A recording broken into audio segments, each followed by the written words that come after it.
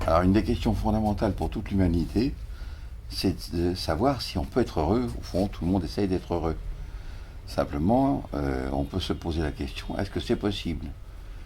Eh bien, je crois que c'est tout à fait possible, parce que c'est très littéralement notre nature même.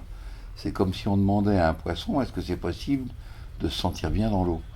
C'est même pour ça que ça nous dérange tellement de ne pas être heureux. Si ça nous dérange tellement, c'est parce que ça n'est pas notre nature.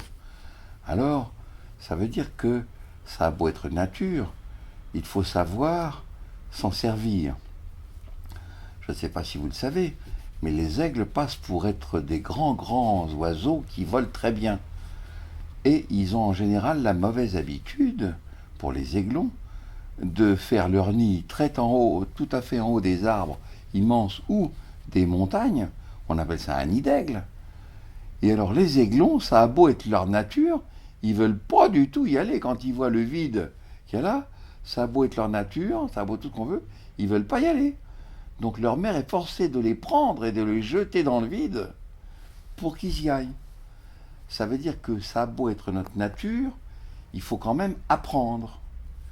Et nous avons appris, à cause des civilisations, de l'évolution de l'humanité et des religions, à fonctionner avec un ensemble de systèmes qui ont fonctionné vaille que vaille dans l'urgence où l'humanité s'est trouvée pour inventer des sociétés qui fonctionnent. Et maintenant, les sociétés fonctionnent, mais les gens ont très souvent, presque dans 90 ou plus même % de l'humanité, perdu les chemins du bonheur. Donc nous avons un confort et une sécurité absolument remarquables, des pouvoirs absolument ahurissants par rapport aux hommes des cavernes, mais nous avons perdu l'habitude et le chemin du bonheur. Et donc il faut réapprendre à retrouver ces chemins et ces voies. C'est un apprentissage, c'est possible, c'est notre nature, mais ça s'apprend. Ça paraît bizarre, mais on peut apprendre à être malheureux, et certaines civilisations, certaines religions ont été des tentatives de l'humanité dans une direction qui a pu s'avérer très néfaste. Par exemple, on pourrait croire que la religion chrétienne dit qu'il faut se sacrifier. Et beaucoup de gens sont partis sur cette mauvaise interprétation, et donc ils croient qu'il faut se sacrifier pour être heureux, ce qui n'est absolument pas le cas de la religion.